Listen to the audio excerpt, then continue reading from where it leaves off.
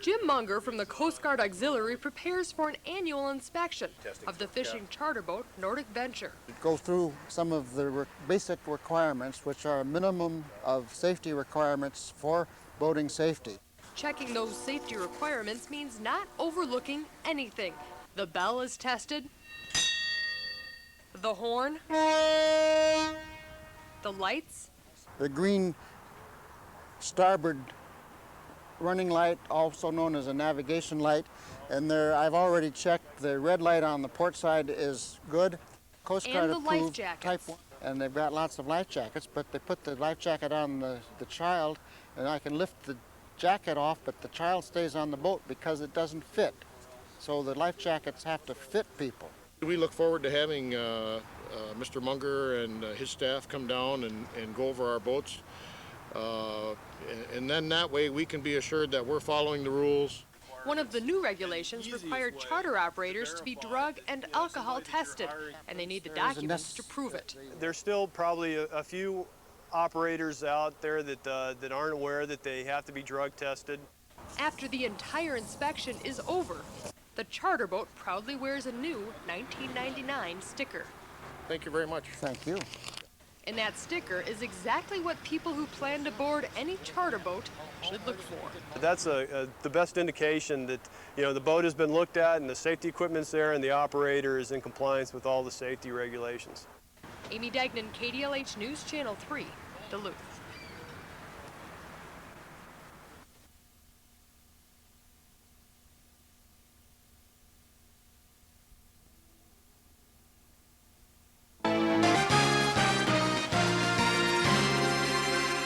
KDLH News Channel 3.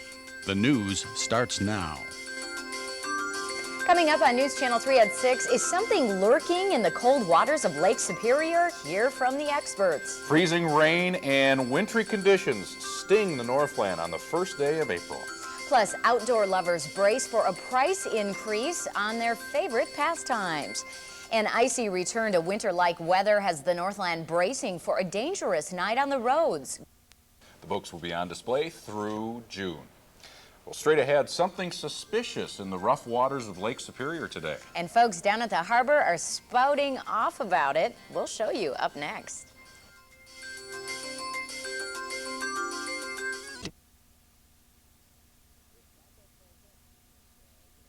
It's not that far-fetched because, you know, some of these sea lampreys and the gobies and the zebra mussels were all saltwater species themselves. So, you know, freshwater whales. It's a whale of a tale. Can the world's largest mammal really be making appearances in Duluth Harbor? Not one to be fooled easily. News Channel 3's Lon Francis went in search of the story. Here comes the fluke. Here comes the fluke. If you got the camera ready, here it is. There it is. Whales attract thousands of tourists every year to the world's oceans. But can it be they found a new home? This picture has only recently surfaced from Max Beaver of Duluth. It would be an unbelievable journey through the St. Lawrence Seaway from the Atlantic. That's a total of 16 locks and 600 feet of elevation to get into Lake Superior. It's impossible for anything to go through the lockage system without it being detected and reported by the Coast Guard and the Corps of Engineers and the Seaway authorities. The trip sounds fishy. However, Helberg believes the sighting is not out of the realm of possibility. Remember those mystery barrels? Something must have escaped.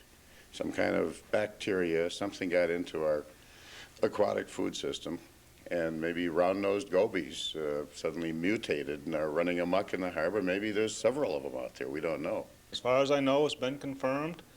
The Coast Guard's taking every action we can to not only to protect these animals, these mammals, but also to avoid any type of major casualty resulting from a 1,000-foot or something trying to avoid them coming through the canal. Well, now that you've seen all the evidence, could there really be whales roaming in the deeps of Lake Superior, or is this simply just a hoax? It is April 1st after all, and there is a feature film playing at Duluth's Omnimax Theater. Coincidence? We decided to ask. Well, it's certainly a coincidence, but frankly, you know, the Omnimax people, we're just offended to think that we'd be so shameless and put on a publicity stunt like this. I mean, to be even asked a question, it really hurts. It's not hurting business at Vista Fleet Harbor Tours. We are going to jump on board. It's going to be a whale of a cruise. In fact, it's preparing to ride a wave on the tail of a whale. We're going to have whale watching cruises 2 days a week starting the first part of June. You'll have to decide for yourself, but don't be fooled. Lon Francis, News Channel 3, Duluth. News Channel 3 made several attempts to contact photographer Max Beaver to verify the authenticity of his photograph, but a representative from his office told us he was out celebrating the 1st of April. Happy April Fool's Day, everybody. Very nice. You know, I really do hope they set up those whale cruises. Yeah, you're going to be looking for a long time. I'll be the first one on board. Well, it is like deja vu. 1 year ago, Mother Nature delivered an April Fool's Day storm to the Northland. This should bring back some memories. Today, wind and ice and freezing rain in the area. Meteorologist Phil Johnson is next with forecast.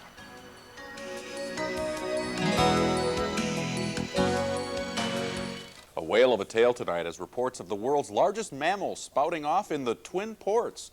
A photograph has been circulating around Duluth today. It was taken by Max Beaver of Duluth and appears to show the tail of a large whale entering Duluth's harbor. We went to the experts for their opinion. It's not that far-fetched because, you know, some of these sea lampreys and the gobies and the zebra mussels were all saltwater species themselves. So, you know, freshwater whales. News Channel 3 made several attempts to contact Max Beaver to verify his photograph, but a representative of his office told us he was out celebrating April Fool's Day. Let that be a lesson to you. Coming up, meteorologist Phil Johnson with more on our wild, windy weather. 85. A Duluth couple tied the knot this afternoon, surrounded by family, friends, and their favorite thing in the world, water.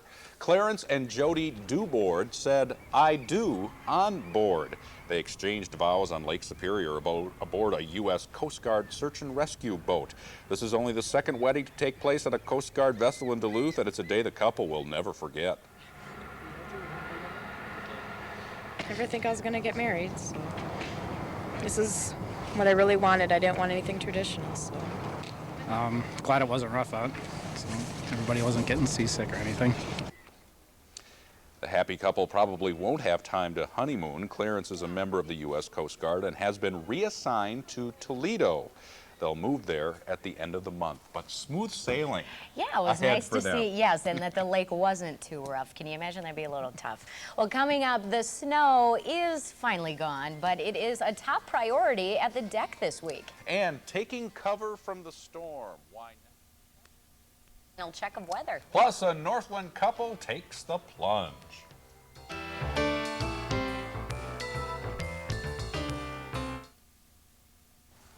Phil's here with a check of tomorrow's weather. Maybe a little light ground fog as we start off our Tuesday morning. Your wake-up weather has temperatures ranging from 31 across the Iron Range, 34 for the Twin Ports, and 37 for northwest Wisconsin. Partly to mostly cloudy skies, some light rains arriving late tomorrow, more likely into tomorrow night, and highs inland around 50, but cooler by the lake.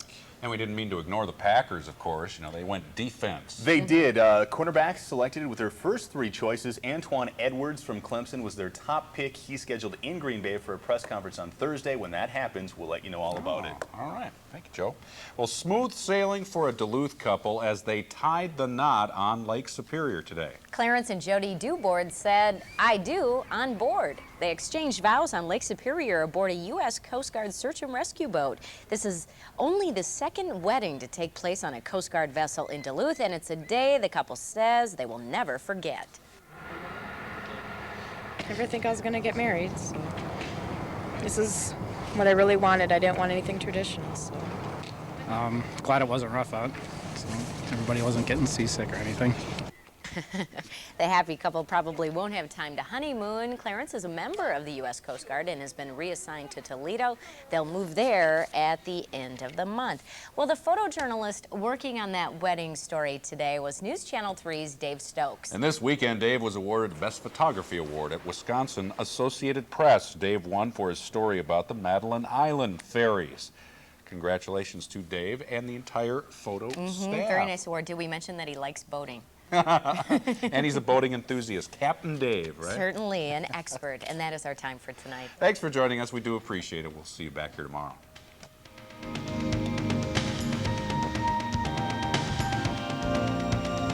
location of many Mayan ruins. It's the...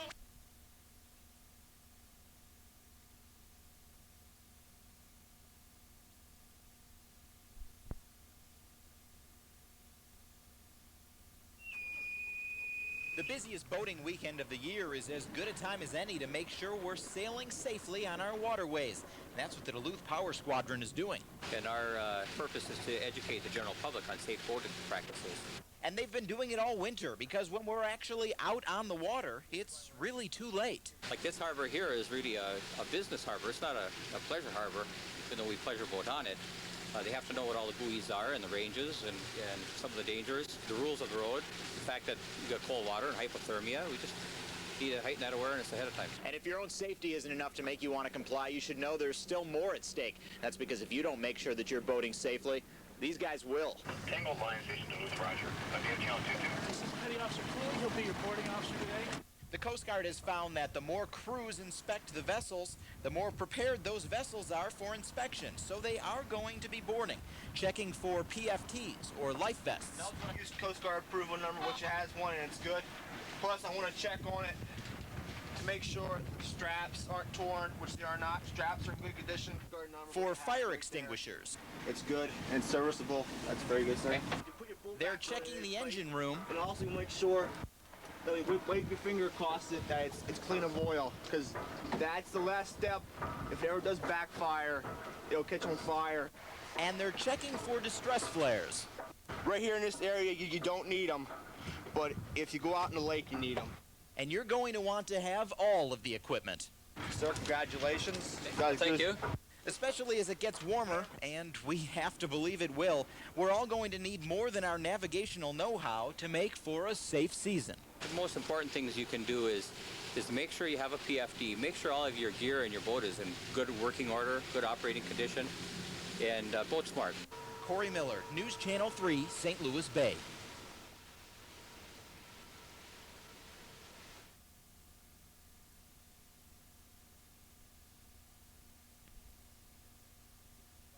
Comes to life for the mine for Northland students. They say this one's anything but a no-brainer.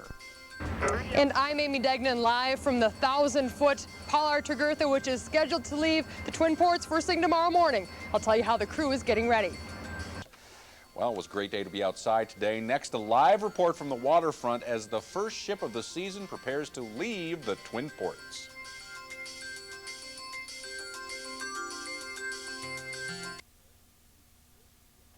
Well, you can tell spring is on its way when the season's first ship prepares to leave the Twin Ports. The Paul R. Tregurtha will be the first one out. It leaves tomorrow. News Channel 3's Amy Degnan joins us live from the Tregurtha with more. Hi, Amy. Hi, Eric. Well, I'm standing inside the pilot house of the Paul R. Tregurtha, which is basically the command post for the entire ship. Now, this ship is 1,013.5 feet long. It is the largest ship on the Great Lakes. Now, the crew has been busy making last-minute preparations for this ship's first voyage of the season. They're making sure the electronics, the navigational equipment, and the engine room are all up to speed. Now, the Tregurtha's galley is also making last-minute preparations. They are open 24 hours a day, 7 days a week, and cooks say 26 hungry crew members can be a lot to feed. Being a cook is like being the mother and father to all of them, but it's still an 8 to 5 job. We don't have to get up in the middle of the night like everyone else does. Our main engines are ready to go. They've been worked on all winter long, and it's just like starting a brand new car, or breaking in a brand new car. Because Lake Superior's water levels are roughly 5 inches lower than they normally would be this time of year, the Tregurtha has to take about 5,000 tons less of coal than they normally would. However, the captain is hoping to make that up later in the season. Now, the crew and the captain for the Tregurtha plan to leave first thing tomorrow morning, bound for Marquette, Michigan. All right, very good, Amy. Sounds like fun. Yes, it is. It's a beautiful night out here. We get a great view, and the crew's excited. Great. Thank you. Tonight on News Channel 3 at 10, we'll take a closer look at how a 1,000-foot ship gets ready for the season. Well, a well-known Lake Superior ship is sporting a new color. Today, people in the Twin Ports can see firsthand the U.S. Coast Guard Icebreaker Mackinaw with a red hull instead of a white one. The vessel arrived through the Superior Entry shortly after 3 o'clock today. It's here in the Twin Ports to help the cutter Sundew break up the harbor ice. Tomorrow, you can ride along as News Channel 3 takes a trip on the Mackinaw. Another beautiful day out there today, but tomorrow expect a bit of a change. Meteorologist Phil Johnson will tell us about some rain and snow perhaps in our future. Next.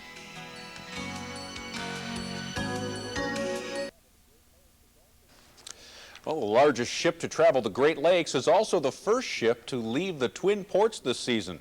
The Paul R. Tregurtha leaves tomorrow morning, and crew members are taking care of their final preparations.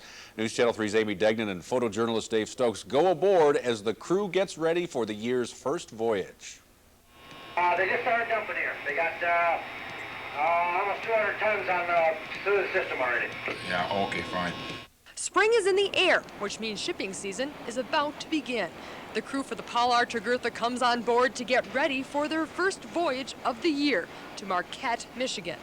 Our main engines are ready to go.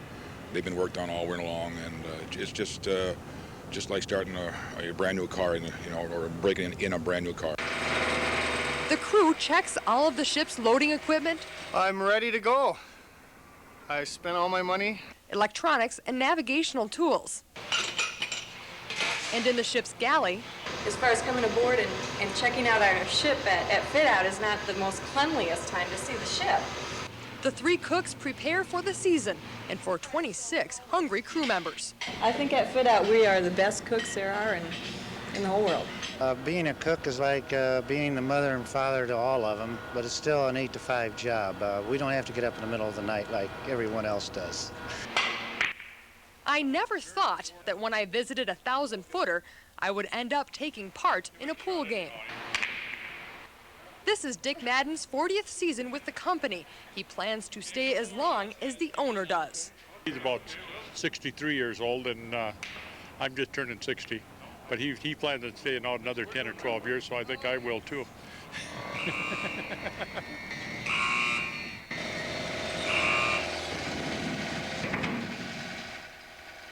The crew for the Tregurtha has been preparing the ship for its first voyage of the year all day long. But they have one more thing to do before it departs, and that's load 65,000 tons of coal aboard the vessel. Then the ship will head out for the open water of Lake Superior first thing in the morning. Amy Degnan, News Channel 3, Duluth. Another ship in the Twin Ports is drawing some attention because it's sporting a new color. The U.S. Coast Guard Icebreaker Mackinaw now has a red hull instead of a white one. The vessel arrived through the Superior Entry shortly after 3 o'clock today. It's here in the Twin Ports to help the cutter Sundew break up the harbor ice. Tomorrow you can ride along as News Channel 3 takes a rare trip on the Mackinaw. Well, the weather down at the docks and around the Northland could be a bit murkier tomorrow. Meteorologist Phil Johnson has the forecast next.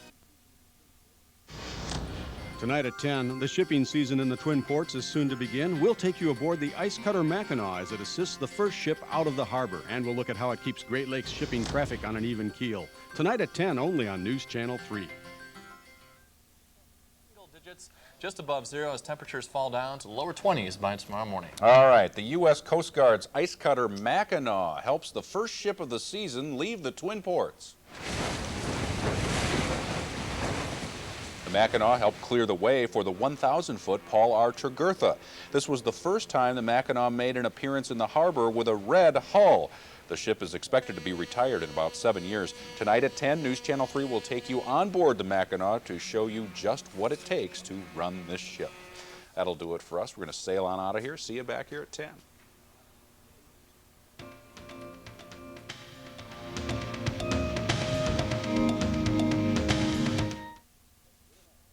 Five-day forecast, and the first day of spring looks really nice. Details coming up. All right, Phil, thank you very much. The U.S. Coast Guard's Icebreaker Mackinaw does come to the rescue of the first ship to leave the Twin Ports this season. Here's News Channel 3's Amy Degnan.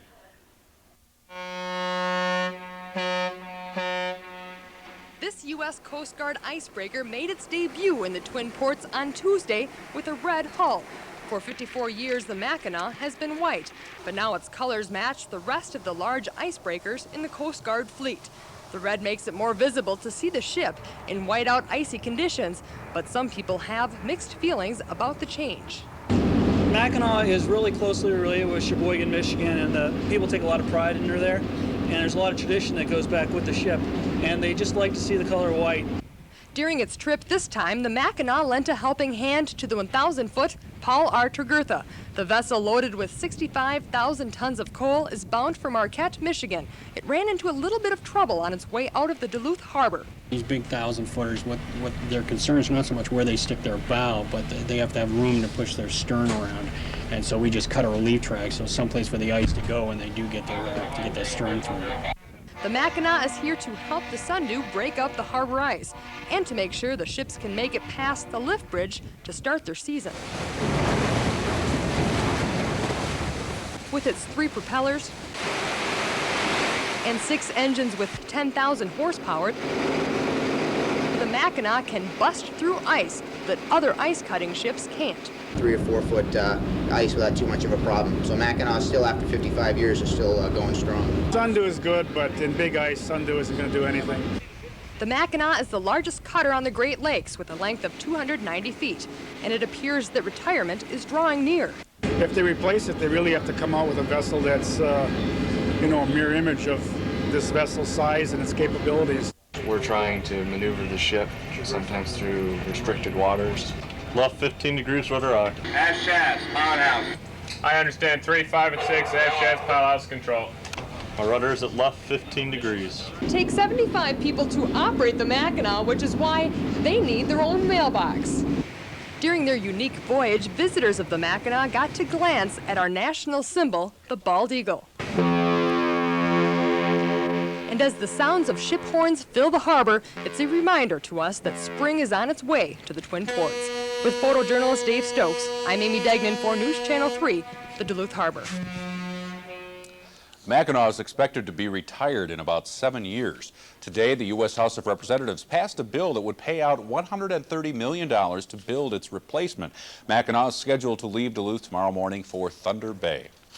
Looks like the wind could make tomorrow another brisk day in the Northland. We'll be back with more on that with Phil Johnson in just a bit. More news now. Hundreds of cancer patients are getting a dose of sunshine. Alrighty, thanks, Phil. The shipping season is officially underway in the Twin Ports.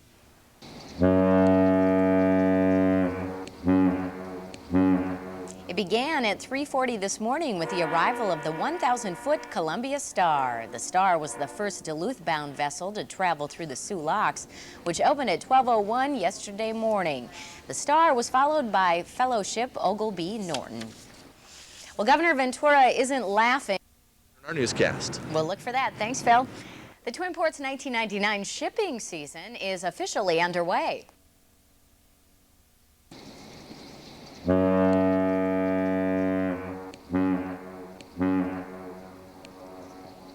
It opened at 3:40 this morning with the arrival of the 1,000-foot Columbia Star. The Star was the first Duluth-bound vessel to travel through the Sioux Locks, which opened at 12:01 yesterday morning. The Star was followed by Fellowship Ogleby Norton. The Port Authority honored both ships for being the first to kick off the season.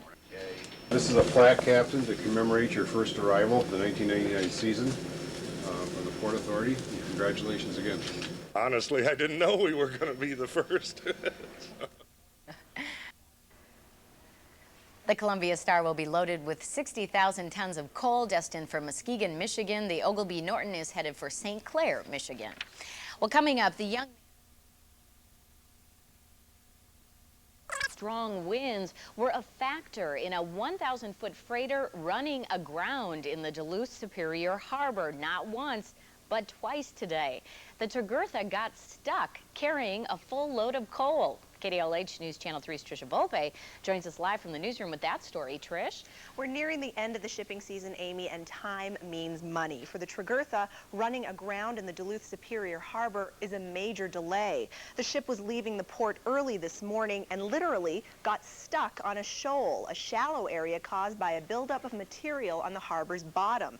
This particular shoal is charted and ships have to navigate around it. Because of construction on the aerial lift bridge, captains can't can't bypass that area as they normally would. Most ships are able to get around it, but shipping experts say it may have been more difficult today. The Tregurtha was fully loaded, so it was sailing deep in the water. Usually that isn't a problem, but the windy weather may have drifted the ship right onto the shoal, and the wind also affects the water level itself. Today, the area was 3 to 4 inches more shallow than normal. There is a difference in elevation of the water in the harbor on a regular basis, and the ship captains are always calling and checking on those. The Tregurtha eventually got herself off the shoal with no damage to the ship, but on her second attempt out of the harbor, she got stuck again. And that's where the Tregurtha remains now. Attempts to push her out with tugboats have failed. Now, another ship, the Canadian Enterprise, will help the Tregurtha unload between 3,000 and 4,000 tons of coal to help lighten her load.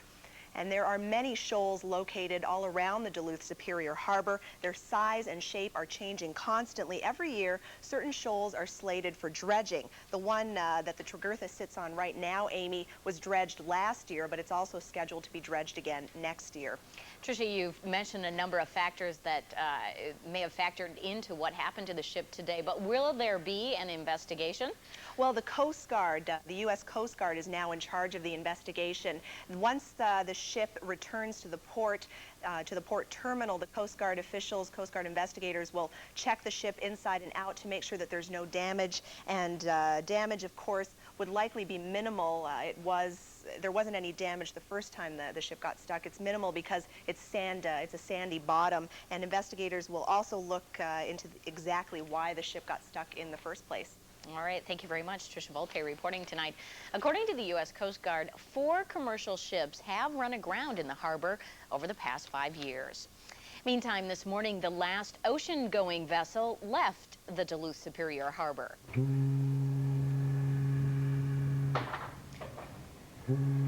The Panamanian bulk carrier Lady Hamilton finished loading and left the harbor at about 5:30 a.m. It's the second latest departure of an ocean-going vessel since the St. Lawrence Seaway's opening in 1959. The Lady Hamilton is carrying 25,000 metric tons of spring wheat to Europe. Grain is the third largest behind iron ore and coal. Coming up, a harsh reality check as Mother Nature strikes the Northland with a vengeance. Just how long will the frigid temperatures last? Meteorologist Phil Johnson has your Northland forecast up next. The last ocean-going ship left Duluth Superior Harbor early this morning.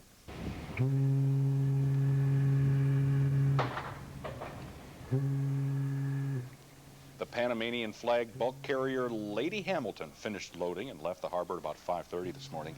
It's the second latest departure of an ocean-going vessel since the St. Lawrence Seaway's opening in 1959. The Lady Hamilton is carrying 25,000 metric tons of spring wheat bound for Europe. But it wasn't smooth sailing for another ship in the Twin Ports today. The 1,000-foot freighter Tregurtha ran aground twice this afternoon on its way out of the Duluth Superior Harbor. The ship got stuck in a shallow area of the harbor, and tugboats could not pull her free. Workers unloaded some of Tregurtha's cargo to help lighten the load. The ship was finally freed at around 8:30 this evening and is awaiting a damage survey. KDLH News Channel 3's Tricia Volpe has more on the Tregurtha and on how dangerous the shallow water can sometimes be. For a 1,000-foot vessel, navigating through the Duluth Superior Harbor is not always easy. The shipping lanes are narrow, the harbor itself relatively small, and there are obstacles. Shoaling occurs because of the material that comes in through the river system.